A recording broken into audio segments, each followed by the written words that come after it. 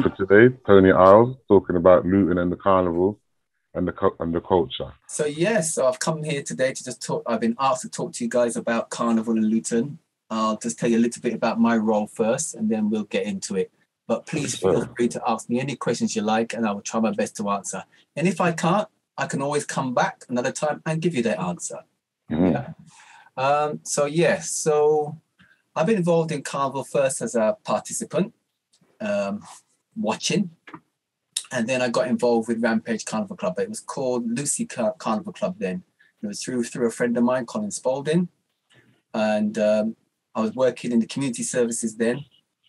And he said to me, come help me make some costumes. I know how long it takes to make costumes, or I thought I knew how long it took to make costumes. So I avoided that for a little while. I ain't gonna lie, I avoided it for a little while. And then one day I was driving past the community centre, and I come on why I needed to go in there, but I went in there, he was there, he was making costumes. Let's just say this was about 8 o'clock in the evening.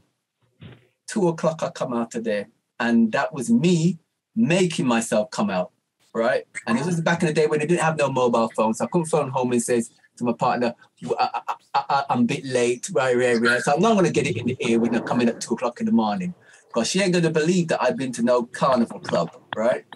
So anyway, so I've come back, but it really gave me a buzz. You know what I mean? I felt something in the hall with all those different people making their costumes, because carnival was going to be the next day. So I made a point of going down to Luton Parade and waiting for them. And I waited and I never saw them.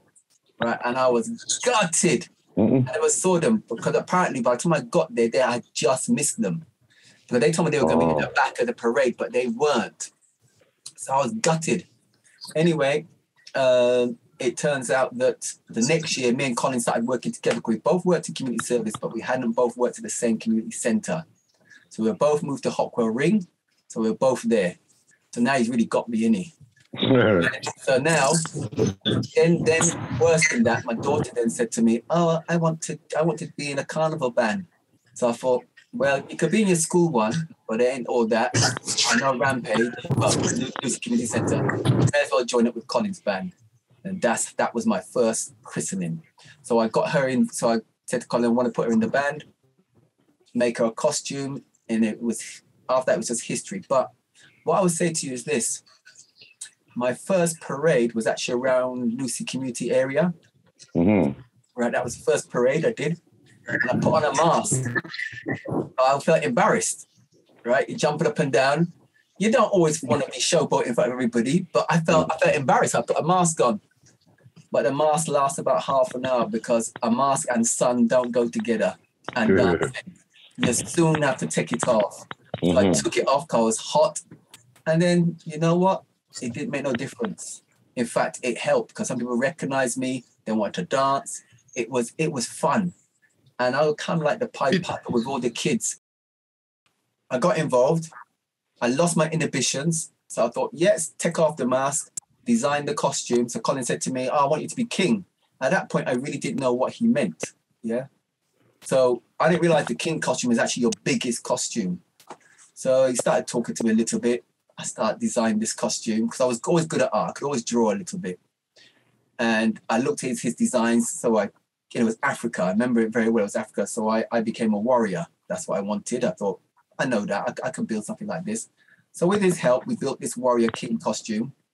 We entered Luton's competition as well. First time on stage with the costume, and I won. So again, you kind of feel, yeah, this is nice. But what people don't, what you don't understand in the carnival costume is that you've got to be able to carry that costume for about 2 to 3 hours. And it might be okay, a little bit of weight when you put it on, but not too much, depending on how big it is. But it's going to rub here. It's going to rub, and it's going to hurt different parts of you. So it isn't about being strong, it's about being tough. Yeah? But by the time you've gone down into the town, you start to come back, this thing is killing your shoulders, no matter what you get. I had burns here, I've had lumps here, because I've carried it for years in different tournaments and different events, should I say, not tournaments. And I think it was the best thing I ever did. My whole family got involved with carnival then, from not just my immediate kids and wife, but my extended family, my brothers, my sister, cousins, family, and we all became part of the Carnival fraternity, you know. I've traveled with Carnival. Rampage used to do, because we changed our name to Rampage, we used to do about 10 to 12 carnivals a year. We still do quite a lot. We do probably about 9 or 10 now. And you're talking, some are international. We've been to Ireland, did the Highland Games, which I've never been to the Highland Games, and I'd never gone to Ireland to do the Highland Games if this opportunity didn't come along. But I went, met the people, they appreciated us. We've been, personally, I've been to Trinidad. Colin's been to places in Italy. We go to Denmark every year. We used to go to Germany as well. Yeah, Denmark have a big carnival there as well. I've been to Germany. Like I said, I've been a few different places because I've got involved with Carnival, and we've traveled as a group and gone. It's taken me up and down the country. I've gone to lots of different cities and towns. We used to do a lot of carnivals on the coast. So you're talking places like Swanage and up in Norfolk and I can't even think of the others, but lots of coastal ones as well that I'd never been to before. Yeah, there are so many carnivals. People don't understand that Carnival's been around in this country for years. And before we bring it to here, we think it's us that's bring it, but we haven't. We bring a type of carnival. But I could tell you, I've been to the Isle of Wight many times because we used to do workshops and stuff down there. They have about 13 carnivals in that one little place. Lots of different carnivals. Bridgewater's another big one. There's absolutely, I mean, we do the obvious ones like Leicester, Manchester, Birmingham, Derby,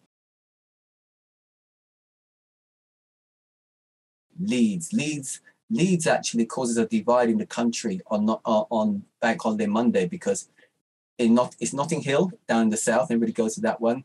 And then in the north, everybody goes to Leeds Carnival because they're exactly the same date.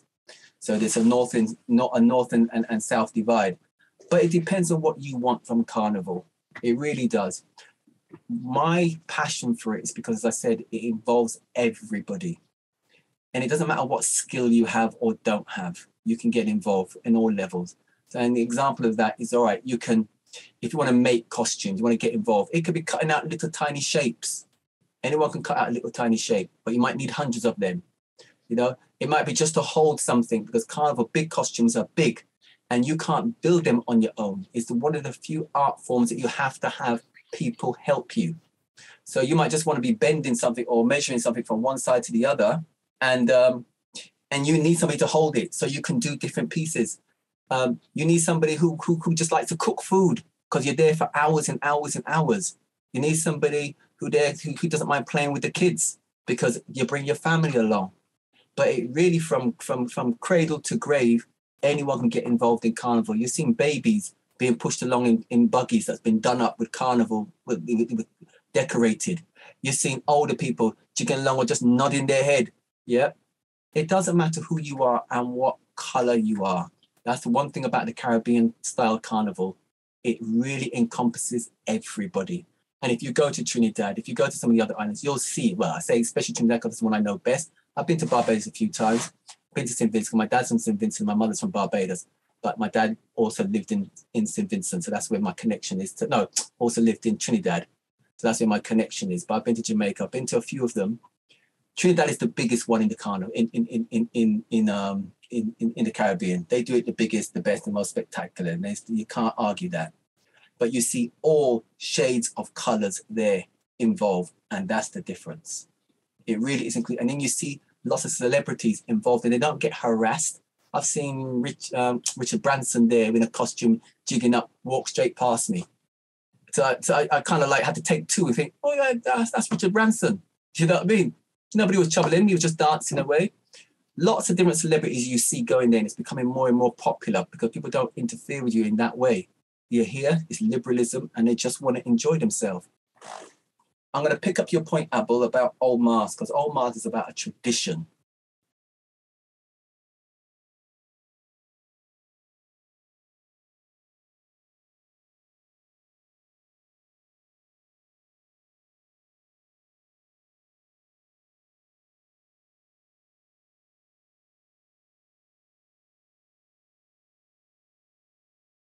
right? And it's about different types of characters that are played at Carnival. And different islands have different types of old masks on different types of characters.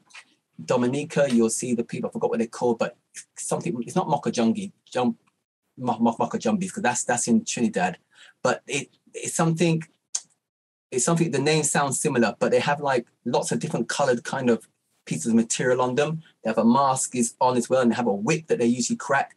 But all mask plays characters, different types of characters, you know. I particularly like the jabs in Trinidad because they're like devils, and they cover themselves in paint, and they scare the life out of you. I ain't gonna lie, right? They get into a character, and they don't even come out of character. They put themselves in, they usually get blue, red, black, and sometimes white, right? But they cover themselves in this. Now, you imagine it's all black paint or black oil, whatever you want to call it, or blue oil, blue paint. You don't want that on your clothes. So they start coming close to you, and in that scary kind of way, and they're beating a butter tin. It's a tin about, I can't even get it, but it's about my body size, length, right? And square. And they're beating it, and the sound is so hypnotic. It just drives you to it. And they're beating this drum, and they're going along to it, and they're acting like Blue Devils. Someone, they will blow paint. I mean, not blow paint, blow fire, right? So they're fire breathers, right? Someone who would do some disgusting things that you're looking at saying, nah, it look like they eat a frog. It probably isn't a frog, but it make like blood all coming out their mouth. Grenada take it to a next level where they come with jabs. They're the king, because I've seen them come out with all kind of, could you imagine you got a chainsaw? This guy had a chainsaw and a big ass snake around his neck. You know the crowd moved. Everybody moved when you see him, and he was in black and he had the horns on his head. Everybody scatter. They take it to a next level. But jabs, you've got so many different range of different people. You've got the sailor, you've got Fancy Sailor, you've got the fireman, you've got Dame Lorraine, you've got Perry Grenade. All these people are different characters that they play, and they have a point in history that they depict. Like Fancy Sailor was when during World War II, when the Americans were based in Trinidad, yeah, they, what's the word for it? You know, you've got a sailor's kind of walk because they've got land legs, right? So you just come off a boat, you kind of walk in a particular way. That was what they was kind of depicting. But also the sailors had money to spend. They go mix with the prostitutes.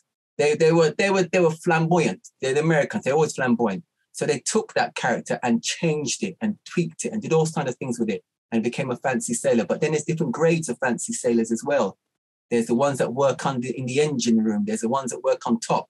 So there's different grades, and there's competitions around it. And you have to go there to understand it. I did a study on it and I went there. So that's how I know so much about that particular bit in Old Mask. But Old Mask is dying here, doesn't really exist here as such. And it's something that we would like to revitalize here and try and get back into the streets, because that's really Carnival at its best. It's where you become a different person. You'll hear the word mask a lot. It means masquerade. Yeah, because there's three parts to Carnival. There's the masqueraders, people in the costumes. There's pan, people playing steel pan. This is Caribbean style. And then there's people, which I would call like the sound systems. Yeah, the music part of it. Or in Trinidad, it'll be the calypsonians, right? The singers. Those are your three bits of Carnival in terms of a Caribbean Carnival. But that was just, like I said, I'm happy to answer any questions. That was just a kind of snapshot of me and Carnival, but it is only a little snapshot because my speciality is making big frame costumes, but dance as well, choreography, yeah?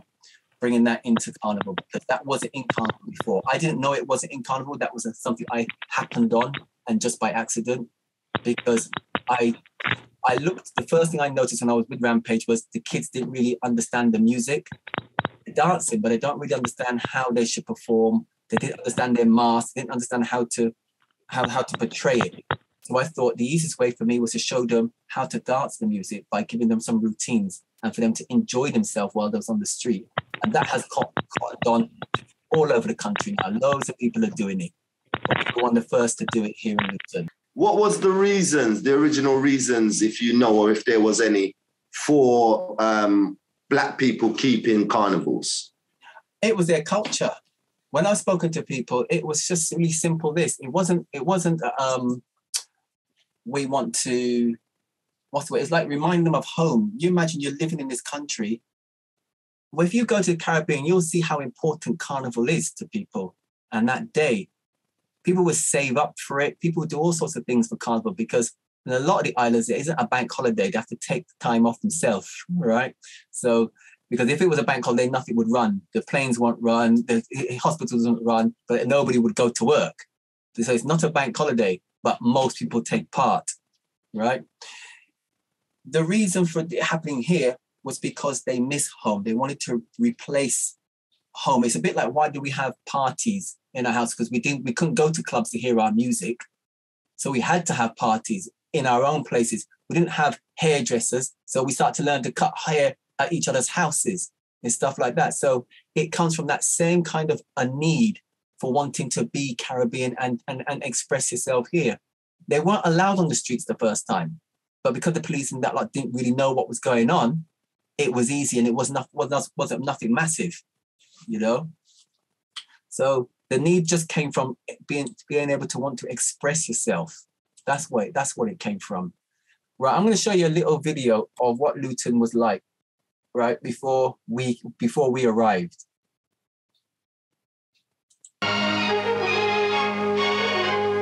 Luton in Bedfordshire, the capital of Britain's hat industry, holds a bonnet parade in Wardown We'll Park. hear it first of all. Among the judges of the contest is Lady Zia Werner. Luton prides itself on being Britain's #1 boom town. For a century and a half ago, its population was 3,000. Now it's 120,000, 12,000 of whom are directly employed in hat making. A Milanese cloche in silk jersey seems to please Luton's MP, Dr. Charles Hill. Video, so. Or perhaps he's studying the tourist hat with everything on national health. This is the oyster, complete with pint-sized mermaid. And this is rooftop serenade. The St. Leger, with saddle and stirrups, is correctly made of leather. Among the teenage models is the Ladybird. And for an even younger age group, 10-year-old Janet Dine shows one way of keeping a ponytail tidy. But the big prize of the contest, the Foster Challenge Cup, goes to that Milanese cloche, Luton's Hat of the Year. That's what Luton Carnival was. That's a poor excuse for a carnival, bro. Well, it was it was what they call a hat parade. Yeah. And they used to come down the streets and they'll all have on different hats and they used to parade. But that was in Wardown Park. Yeah, just to show you that. And in 1970 something, as you say 76, it was around that time, was when the Caribbeans began to get involved in carnival. And it turned up the color. It really did. It was a complete change. We used to have a video having both of them on, but I don't have access to that at the moment. And it's what Caribbean Carnival does for lots of carnivals. It's not just because my heritage is Caribbean. If you look right across the world, there's lots of different carnivals. The Caribbeans do carnival the best. And the reason I'm saying to you that is because it cuts across all classes. It doesn't matter who you are, you get involved. If you go to Venice, it's only the rich that can get involved in the carnival there, right? You know, even if you look at Brazil, which is massive, it's huge, but to be able to be in one of the favelas, in one of the big floats, you have to have a lot of money. And what you see is of the carnival is all those people that go through a particular, I forgot what it's called now, it begins with an S, right? But it's like a stadium. You have to pay to get into that stadium. On the street, you don't see half of that stuff. So whereas in Trinidad, you'll see it go through the street, it would go through the savannah, you'll see all of it. It doesn't matter where you are, whether you pay to see it or you see it on the street. Or like I said, in the Caribbean, you don't have to pay to see all of the spectacle. You'll see it wherever you are. Whereas there, you have to pay. And that's the big difference. And that's why I say it's the best carnival. Are you talking about the one in Brazil? Yeah. Rio de Janeiro. You'll see some of it on the street. Don't get me wrong, you'll see some. But most of that thing that you see takes place in the Sambadrome. You'll see it in there. It's televised. You have to pay for seats. The poor don't get to see all of that, and that's why I say Caribbean Carnival is the best carnival. Also, I'll just put it this way: if you go to other carnivals, especially British ones, not so much abroad, but British ones are a bit dry, for want of a better word. You don't feel you'll see music isn't as big a thing in theirs. You'll see people with costumes on. You might get some drums. You might get some brass. You might get a few bits and pieces, but they're kind of isolated. Isn't their thing kind of like a fete though, isn't it? More than a carnival. No, they call it a carnival. There is fates. You're right, Yeah. but that's what it will remind you of. A fete is more of a gathering of people in the field and they're doing bits. It becomes carnival when you take to the streets or when you put costumes on. Yeah, that's when it starts to become carnival. And Leeds wasn't actually. This was disputed. Where it says 1967 for Leeds, that's what was disputed when I went up there and found out that wasn't the publicised time date. Because if you put it here, Leeds' first carnival was August 1967. They disputed that and said no, it took place before that. That's what I found out when I went up there and did a little study. So they need to republish that one way or another. But anyway, coming back to the other carnivals, in a typical Caribbean carnival, you see colour turned up, you see costumes, you see music on all sorts of levels, whether it's a live band, whether it's a recorded band, right, music, or whether it's steel pan. In other places, you don't see music at that level. The synergy between the two is not that great. You'll see some things, but it just doesn't, you don't feel it, right? You don't get the crowds that we get here from all over the world. You can go, Italy has a lot of carnivals. They have about 3 big carnivals. They have big costumes, big puppet stuff. But if you look at the crowds, it's the involvement is there, but not a demographic. You don't see all different shades. You go to Notting Hill, you can see all shades of different people. And if you take our style carnival to anywhere, it dominates very quickly. Very, very quickly. People like it. They take to it. Let me just pause just for a second there. Anybody got any questions on Luton Carnival? It says here, Luton's first carnival event date was 1976 as well. Yeah, that's all right. 1976 is okay. I said it was around that time. It was either early. For Luton, yeah. For Luton, 1976. Yeah. So how long have you been involved? How many years? I got involved with Luton Carnival officially in 92. 92. When I officially got involved, yeah, with 92. Yeah. And it's basically about the Caribbeans expressing their culture in a foreign land. What, Luton Carnival? No, Carnival itself, like, West Indian, Caribbean.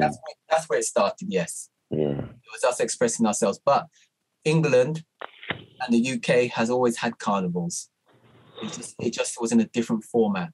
Mm. I think if you remember rightly, even years ago, you would go to a carnival, or even Luton Carnival, you'll see the Queen Carnival or Princess Carnival, and they're sitting on a kind of little truck thing, and it's going down the road. You call that thing a wedding dress, like a princess kind of dress. It's nothing like what we portray, nothing at all. Luton Carnival, big questions everybody's asking me, is it on this year? Yes, it's on.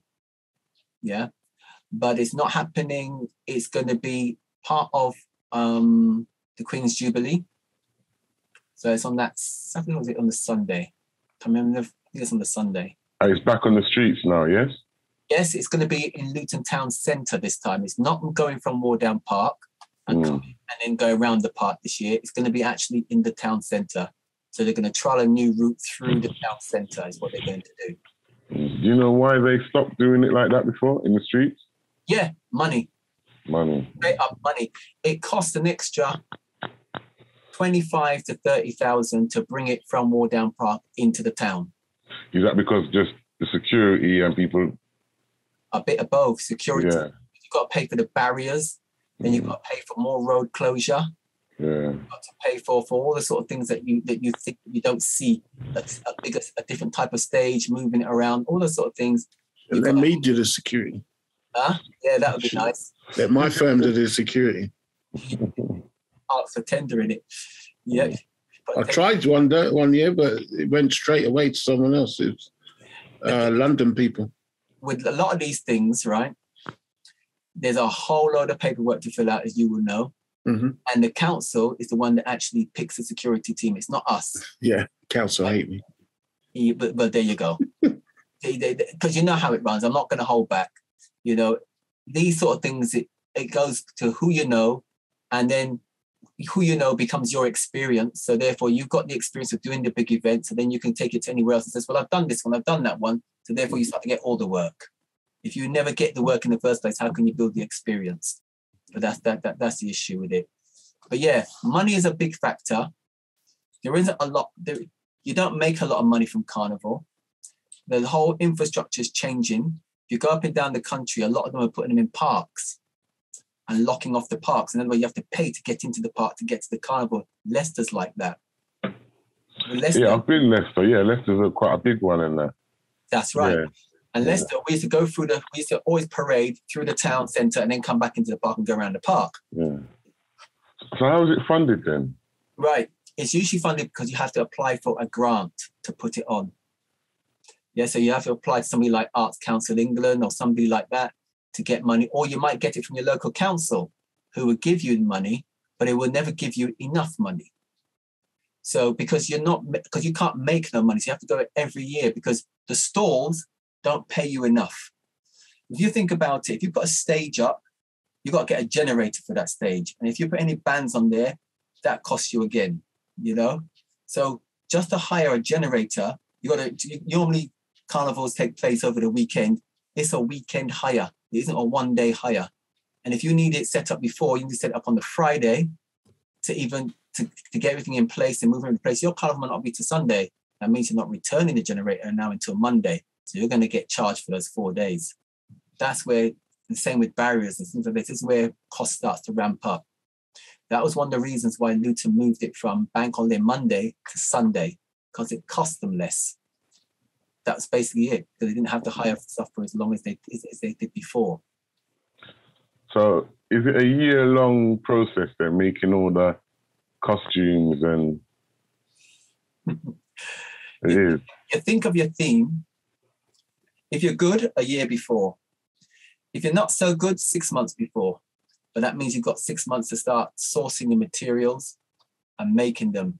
You can't source your materials. You can make prototypes, first of all, but then you don't know how much material to source until you know how many people are going to be in your band. Yeah, or troops, as they call it up north. So therefore, you can't do your costings until you know how many bodies you're making for.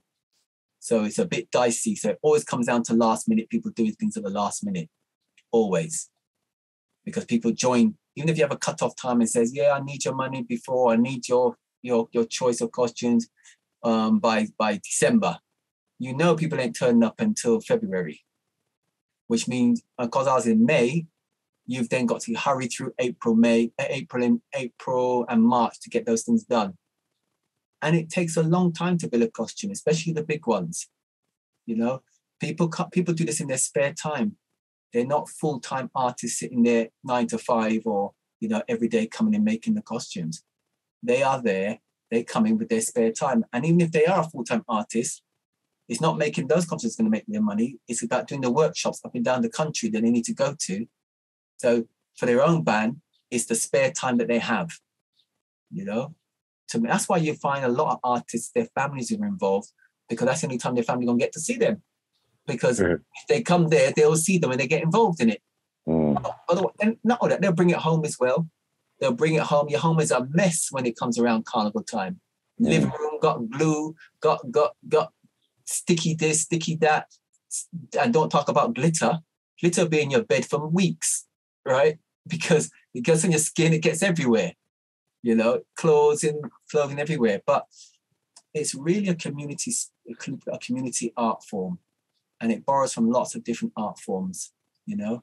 a sculpture of something will have wires inside of it. You've got to be able to build things out of wire. Then there's cane, there's fiberglass. That's just the frame. Then there's foam or material or cloth or whatever, or plastics. So you've got to know how to work all those things, even from clay to do modeling, vacuum forming out of plastics. There's loads of scientific or engineering things that come into making a costume, painting it, spraying it. So does every group work together? That is the unique thing to Luton. They do. That's why we got the Carnival Centre here in Luton. We were the only place in the country where we learned to work together. We didn't worry about the competition. We just helped each other. So when we put in for a building, all we wanted was a building here in Luton. We didn't care about national. But basically what happened was we only wanted a small centre for us. Then when we applied for the money, the Eastern region said, oh, actually, this looks really good. It ticks all our boxes where it comes to ethnicity. So they threw a bit more money at us and said, you could have a regional centre. This would be really good. And then when the Nationals saw it, they went, oh, hang on a minute. We've missed a trick here. Let's go and have a look at Luton. So they came to Luton Carnival, started speaking to us. And when they realised that we worked with the council, but we also worked together and helped each other, they said, we'll give the money to you to build a national centre. Plus, we were one of the few art bands, which mean the Rampage, that went out and did tours up and down all over the country. A lot of bands in London didn't do tours. A couple of them do now, but mostly they do Notting Hill and that's it, finish. They don't. Sorry. What's happened to Carnival Arts Centre, Tony? What's happened to it? Right. What's happened is this. You mean why is it closed down, or why can't you hire it? That's that what you mean? They got a problem with the roof. When the roof was designed, right? Without getting into too much nitty-gritty about it, there was an issue, right? That never got resolved. And because that never got resolved, water started coming in, right? So there's a problem with the roof. So it's unsafe for them to hire it out. They are going to get it fixed, but it takes a lot of money to get it fixed. They're trying to do that. How much is a lot? How much is a lot? Is that funding they have to apply for to get that fixed, or will the council just fix it as it's a council building? It's not a council building, and they won't fix it anyway. It belongs to UK Centre for Carnival Arts. You have to raise that. We rented we rented not the building. They gave us the land to build it on. Yeah, but it doesn't belong to the council at all. All we could do is apply for funding, but also try to raise money, which is what we're trying to do now. Is the land still owned by the university? No, never owned by. It was owned by Luton Borough Council. Remember, it was Youth House. When it was Youth House, okay. It was Youth House before, and then they gave it to us. But they're still the landowners. So you run Carnival Arts Centre then when it was open. Because remember, I saw you around the library. Remember, I came with Mark. Yeah. And I can't remember the brother's name. I know who you mean. Bigger guy. Yeah. Yeah. Right. In my spare time, I sit on the board of UK Centre for Carnival Arts. I'm one of the directors there.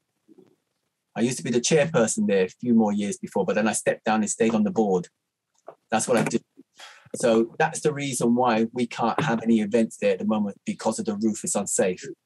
So as I said to you, we're applying for funding and we are trying to raise funds. But also what happened to us... So is there no building that can be used temporarily until those repairs are made, if there's a need for the building? Right. Or for activities to be conducted in the building, wouldn't they be able to find a temporary place until?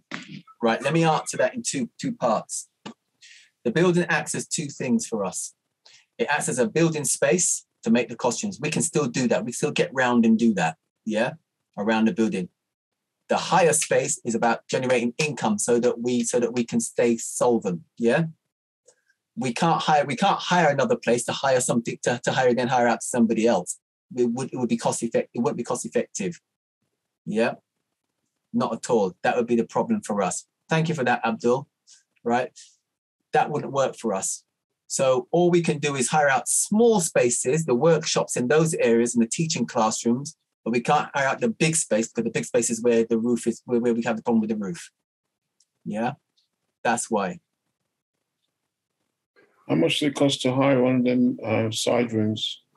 I think they start at about £30 an hour, I think. Yeah, that's the problem. Yeah. And the problem is because this. They're not that big either. No, we have to make a certain amount of money anyway, or else we don't. Nobody gives us money to pay staff. Yeah. So unless we generate some income, we have no staff. I've got an idea for you. You're not go like for it. Well, I might not like it, but I don't care. I listen to it still. It might not be that bad. The reason I think the Brazilian Rio de Janeiro Carnival is behind closed doors and in a stadium is because everything costs so much. And, people have to be paid because they literally are, as this one finishes, they're thinking about next year. So they're starting to design things for the next year. So for you, it sounds like when Carnival is going on, when the lead up towards the Carnival is going on, you're on it literally 24 hours a day. So That's what it sounds like, right? Okay, so it means that your job, whatever you have, your career is sidelined for at least like 4 months, 5-6 months. You see what I'm saying? Right, let me explain. Because you're so involved in it and you're not the only one. So then people need to be paid. I think you should go into Luton Stadium, Luton. Right, let me explain. And do it there. And we all pay to go into Luton Stadium to go and watch the Carnival. Right, two things why I explained to you. The difference between the way England does it, and this is England, and the way Rio de Janeiro does it, and the way I'm going to explain the difference between England, Brazil, and Trinidad. Brazil is nationally funded. It's funded by their government because they recognize that by having that big carnival, tourism comes in. Tourism is huge. So you've got government money. They sponsor, they've got a special place for the 5 top carnival bands. Right? Do so they get paid something? Okay. They get paid. They're like employees then, yeah? So they get everything. But what that does is keep an elite few. No one else can't get in. So there's no transition as a hope for somebody who comes from a different background to become one of those people. Because you're not going to get in because you're not going to get the money. Yeah, because it's all government controlled. Doesn't Luton get much tourism then? Or any carnivals up and down the country, don't they get much tourism because of it? First of all, what you have to do is generate a study for that. We have done that, just like Notting Hill has done that. But then for you to then tell your council, right, let me give you an example. We know that X amount of money used to come into the town centre when Carnival was on. Mm-hmm. More people come down. They used to put their sales on at that time.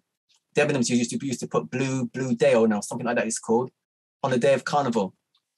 When we told them we cannot afford to come into the town centre because it's going to cost us extra 25, 30 grand, they basically said too bad, for want of a better word. They weren't paying for it.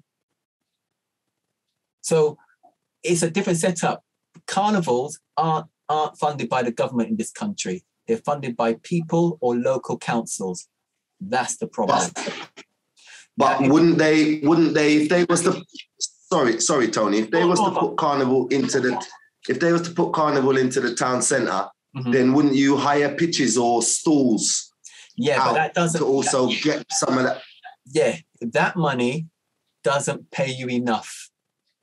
This is what I was saying. If you go to Nottingham or you go to Leicester, what they've had to do was you can go out on the road in Nottingham, it's even worse. You can only parade in the park, okay, in Nottingham, right? Not even go out onto the streets anymore. And then everything that goes on, where the food is, where the stall is, where the stage is for the bands, is all cordoned off. You have to pay to get in there. And those people kicked up hell to just pay £2 to get in there or £3 to get in, right? Hell. They pay it now because they had no choice. But that only, and they have to have a fairground there, they have to have other things going on just to wash their face, just to break even. They can't not make any money just to break even.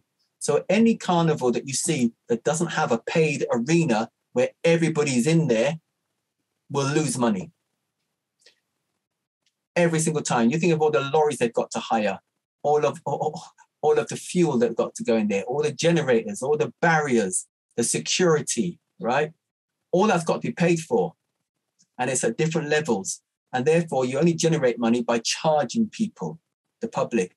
And if you go with what a carnival is, it's on the streets, unfortunately. So yes, Victor, we could go into the grounds of Luton, into the football ground, and use it. People paid to do it, right? I'm not saying you're so far from the truth, because at one point that was kind of bandied around when they were going to move it to Power Court, and they were going to redirect. We were going to redirect the carnival through there, right? That was kind of spoken about, but the problem is you've still got to build it to a level where TV gets involved, because that's where you're going to make a bit more money, and it's got to make money to somebody. And what I mean by that, Luton Town Football Ground is going to have to say to us, yes, that's worthwhile you coming in here and doing that. The town will have to come in and pay, and we're going to sit here and watch a carnival. But it's boring sitting and watching the carnival. People want to dance. People want to move. You can't do that sitting in a stand. The culture is wrong here for it. A Caribbean-style carnival is wrong for that. Yeah, Rio, you ain't got no choice, right? And so the culture is different, but it's government controlled, and that's the difference. That's the problem we have. Okay, so why don't you get the churches involved? Churches traditionally don't like carnival. Involved in carnival at all, really. It's funny you say that. It's funny you say that. They do, but on a small scale. But if you tell the church part with their money, that's when you're not going to get it. It's a funny you church say will that. go out and parade, but they will not pay money into a carnival. Right. It's funny you say that. 'Cause I'm just looking at this thing where it says, what is the origin of carnival? Church. And many Roman Catholic countries in the last days and hours before the Lenten season. Going back to your point, Spencer, is that carnival, as we know it, has started from Catholicism. It came over to the Caribbeans with the Spanish, Right. like that, right, and the French, and it starts around Christmas first of all, where they get, because carnival means eating of the flesh, or of the flesh. Yeah, they said to take away or remove meat. That's right. So it's tied in with Lent. So Yeah. Shrove Tuesday is when you will see Rio's Carnival, and you will see Trinidad's Carnival and Venice Carnival. They're the three biggest in the world. And Okay, what I'm saying, why I'm thinking the church is because when it comes down to, say, an Indian festival or an Islamic festival or a Buddhist festival, they find the money, and these festivals are enormous. Okay, if you make carnival more of a festival than a festival operation, then they'll say, right, we're going to have the church people get involved and getting donations all year round towards this to bring people back to the church.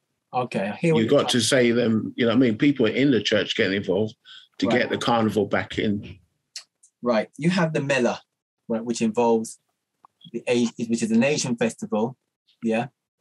But it doesn't have, it's not religious, right? It is an Asian festival, and it has lots of different people from the Muslims get involved, the Hindus get involved, blah, blah, blah, blah. But it isn't linked to religion. Yeah, it's a festival, right? With the with Christians, they don't get involved. They don't get involved with our carnival. It's already branded. It already has a feel. Always has a culture to it. You know, people in skimpy costumes, cavorting and dancing up and all that kind of stuff. It has the wrong image for them to get involved in it. If you turn it to a festival, it no longer becomes a carnival, because there's a difference between the two. Carnival is a parade in costumes going around the streets and being free. That's I'm just spitballing because I've got. No, you're fine. It's fine.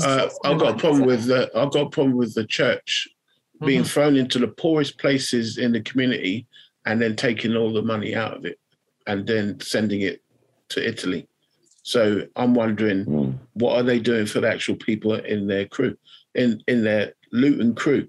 And I'm saying that just because they're 501c3, where they have to give back 5% because it's a tax law, they have to give 5% back. And look at the church, they're wonderful. They're giving out free clothes and they're feeding some people and they're giving some people temporary housing and blah, blah, blah. They're so wonderful. But it's only 5% they're giving back that makes them do all that great stuff you see them doing. Just imagine if they put in, you say to the church, look, I give you my money every month on the dot, every first of the month, I give you 10% of my money. And then they say, right, we're going to sponsor something that helps the community once a year or twice a year. What I would say to you is, Mark and I had a conversation about this coming back from Bedford last week. So he knows how I feel about this, right? All I would say to you is this. Some churches, I'm not here to down churches at all. Some churches do a lot for their community and other churches do not. And that's the bottom line of it.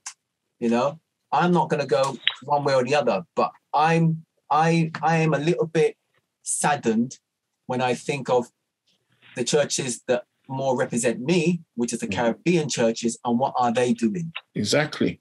And I don't, and that's where I have all those people dancing and cavorting in the streets in Trinidad and Jamaica and England.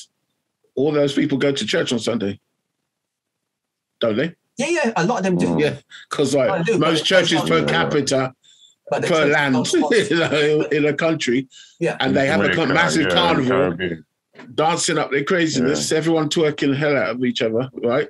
And then they go to church on Sunday. So who's going to church? My point is, but isn't the culture different in Caribbean? The culture is very different, right? You can go to church and go to carnival, right? And then there's some people who don't. There's some people who are very staunch and they even move out of their house and go to carnival on a certain in Port of Spain. Wow. Right? Because it's too much. They can't take it, so they move out, right? No, it's true. You ain't talking to them guys. Right? They move out because they don't believe in what they see at carnival. They think it's terrible, right? So they don't, right? Cool. Even though the whole thing starts with Catholicism in terms of the period in which it's celebrated, it's far removed from Catholicism years ago. Yeah, it's just tied in terms of the calendar and the way it is. Shrove Tuesday, Shrove Tuesday, then Ash Wednesday, everything stops.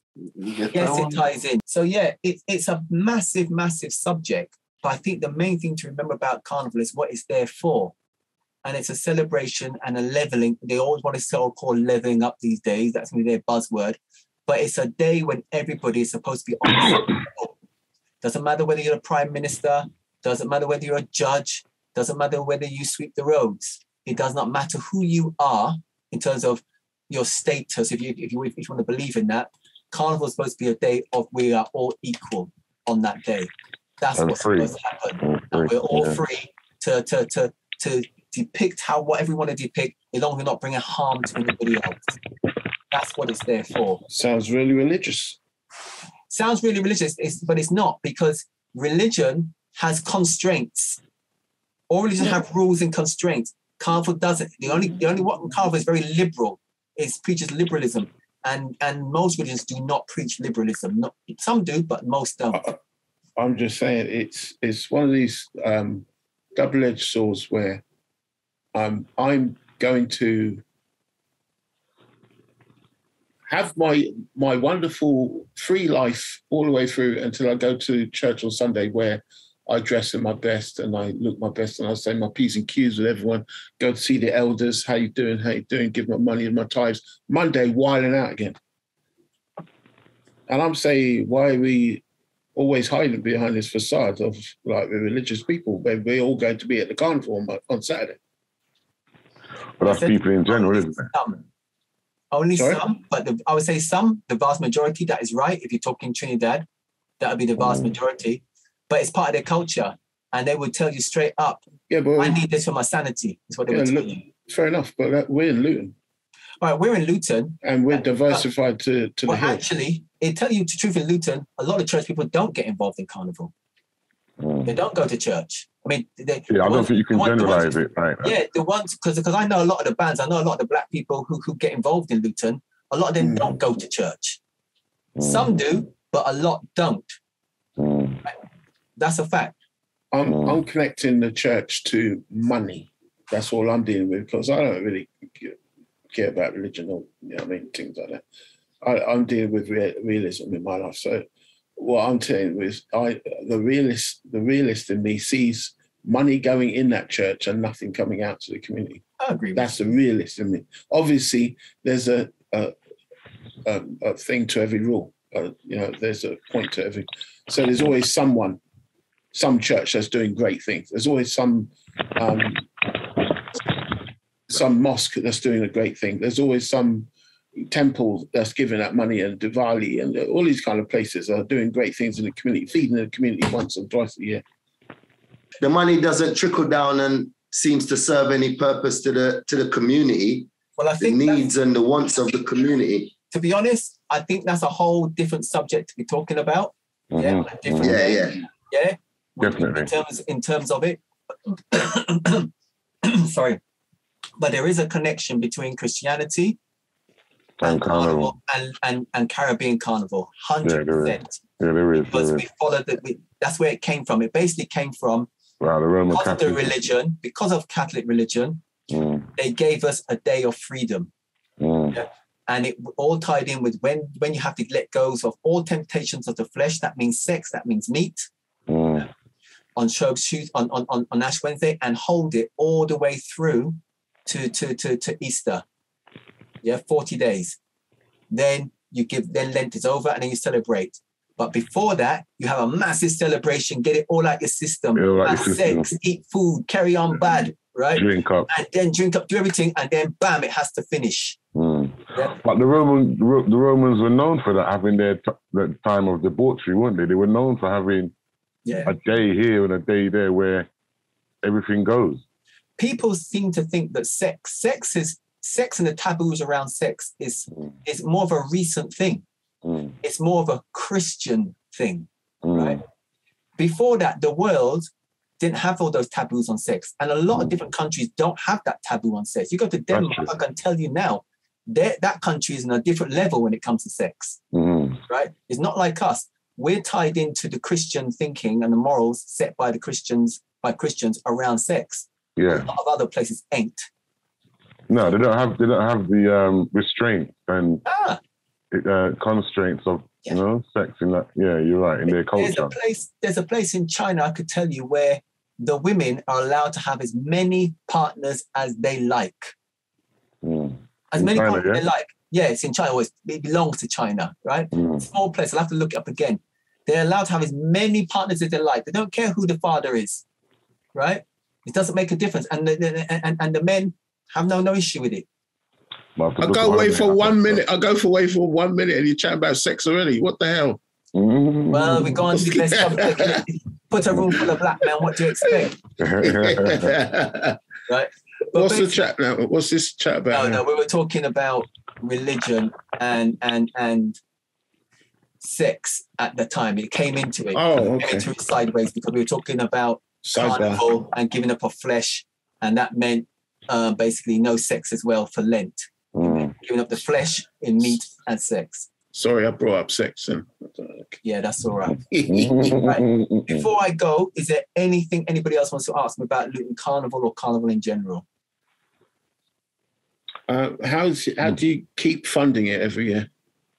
Through the Arts Council, that's what I said, and also through Luton Borough and through the airport. We apply for funding. That's how we keep funding it. How much money do you get? We get £100,000 to put it on. Is it enough? No. How much would you need? 200. And that would be comfortable? Everyone will be happy? 200? No, you really need 300. 200 would scrape you through. No, I'm not joking. 300 will get you a good carnival, get you a decent carnival. 200, you would get by. 100, everybody knows the difference. And I'll tell you why, because we had to go around the park because we only had 100 grand. We only could do it in town centre because we've only got 100 grand. We can't go from park to the town or town to the park. Can't do it. Is Carnival Arts Centre able to take on other groups, other community groups? When you say take on other community groups, what do you mean? So community groups said we will get funded to do our project and we're based in the community Carnival Arts Centre. Tell me how that's good for the Carnival Arts and I'll explain it to you. What I'm saying is that the money that we were saying we have to pay rent at the community development at the Carnival Arts Centre, and some of our funding has to go towards paying for the facility. That's always been there. We already have businesses, but it was always open to the community first of all, right? To have we rent out certain slots in one side of the building to groups or businesses. We've been doing that for years. Yeah, I understand that because I've been to loads of meetings there. I understand that completely. But what I'm saying is that community groups that are doing projects, they often need a building to operate from. That wouldn't matter as long as you're paying rent, whether it's a project or whether it's a business. As long as you're paying rent and you have that slot, it's only the space that we're renting to you. So it really wouldn't matter what you were doing as long as it was ethically okay. Yeah, and that's always been on the case. You know this, isn't it? All right. Garvin, you've been quite silent. Yeah, Garvin's a carnival man. Where's Garvin? Right. How come Garvin hasn't said nothing? Because I know he's a carnival man. Boss, I'm just listening and edifying myself. Yes, listening I'm and just edifying yourself. Right, but you're from what, Trinidad, is it? Or Tobago? Tobago. Close enough. All right. And you understand some of the things I was saying and how big how important it is. Yes, of course. But when you look at the religious part of things, it wouldn't wash because those religious fanatics, they want no part of carnival. Exactly. The Seventh-day Adventists, they I mean, they do worse than what we do in partying because they go away on camp. Now, where I'm living, there's a massive, that's where the playground is. They bring the camp and put it there, and at the end of the camp, you're finding all sorts of condom and all sorts of, yeah. Yeah, it's true. Yeah. They put their head up against the carnival, and yet they're doing all sorts of things, of nastiness. Well, that's why we're putting sex. Without sex, we wouldn't be here.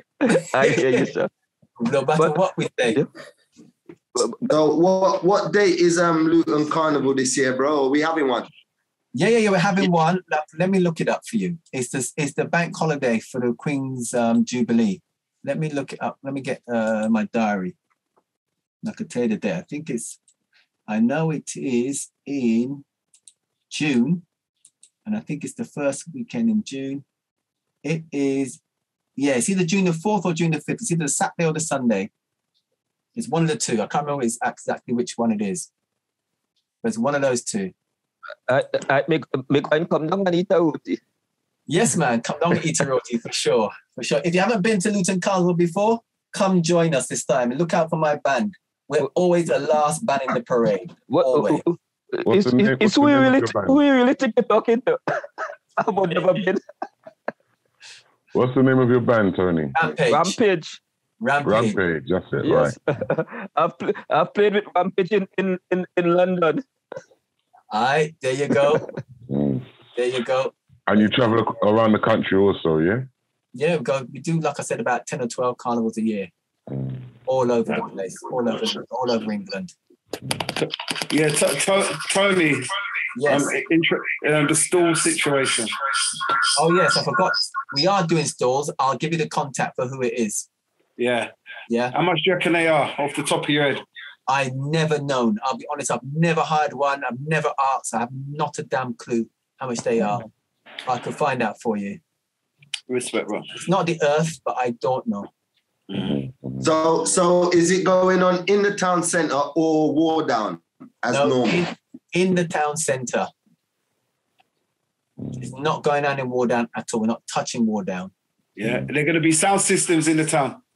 I don't know that. I believe that's there will be, but damn good question. That's a damn good question. Let me give you the reason. Part of the reason is this as well, because they're all going green. This is all over the country. Everything is about green, and energy.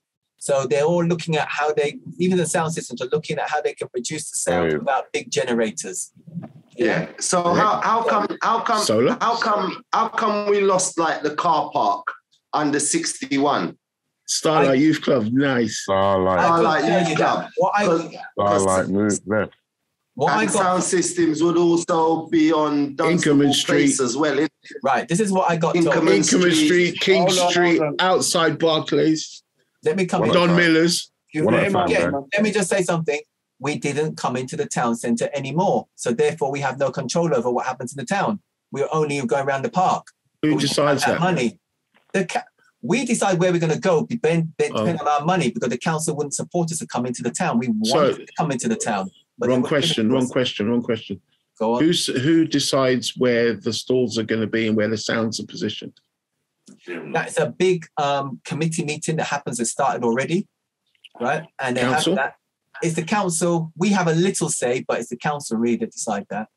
What day is that on? I'm going to be there. I can't tell you when those meetings are, and I don't know. I don't go to them. I think we need to infiltrate that meeting, and just go en masse.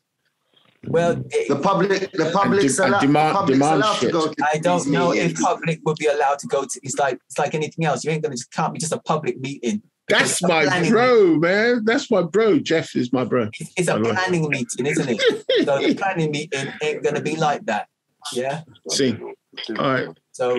Yeah, sorry guys, I just wanted to jump in and just say, I'm Victor's brother. I live at the very top of Scotland. I know absolutely nothing about what you guys are doing, but it's great to listen in, and it's great to see all you guys here.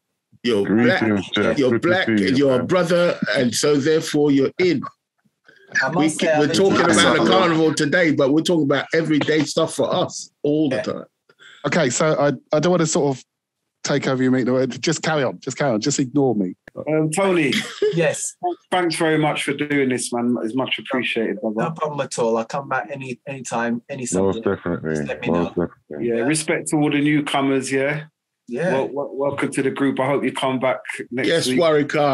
Yes, my brother. Yes, Victor. It's bad. I was glad to see you when I come in there. Sorry I couldn't be in from the beginning. I was playing at a funeral. All right. Okay. Got wrapped up and just come back here. I think next week. Oh, what's happening next week? Marv, I can't remember. What we got next week?